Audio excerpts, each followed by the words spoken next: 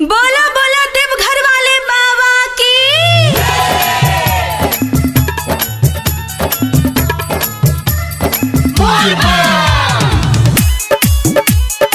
DJ विकास सुन रही है।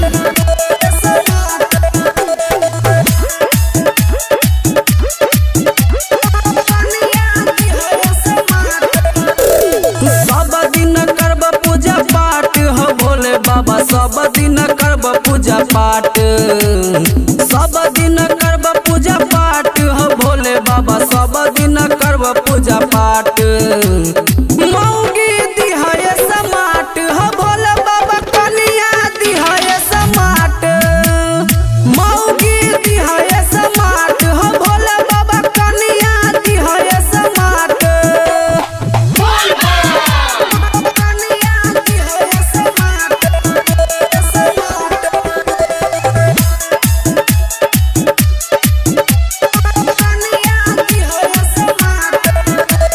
नहीं चाही दहेज गाड़ी फॉर्च्यूनर, शौख बाबा एगो मौगी दिहा सुनर। नहीं चाही दहेज गाड़ी फॉर्च्यूनर, शौख बाबा एगो मौगी दिहा सुनर।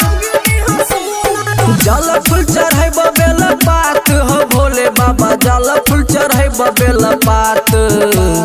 मौगी दिहाय समाट हो भोले बाबा, कनिया दिहाय समाट, मौगी दिहाय समाट हो भोले बाबा, कनिया दिहाय समाट।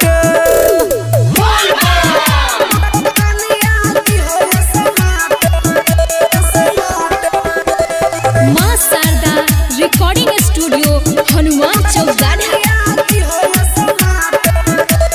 श्याम प्रेमी रंजन लेके काबर हो, जल ढारे बाबा एलो देव घर हो। श्याम प्रेमी रंजन लेके काबर हो, जल ढारे बाबा एलो देव घर हो। लगे हम जई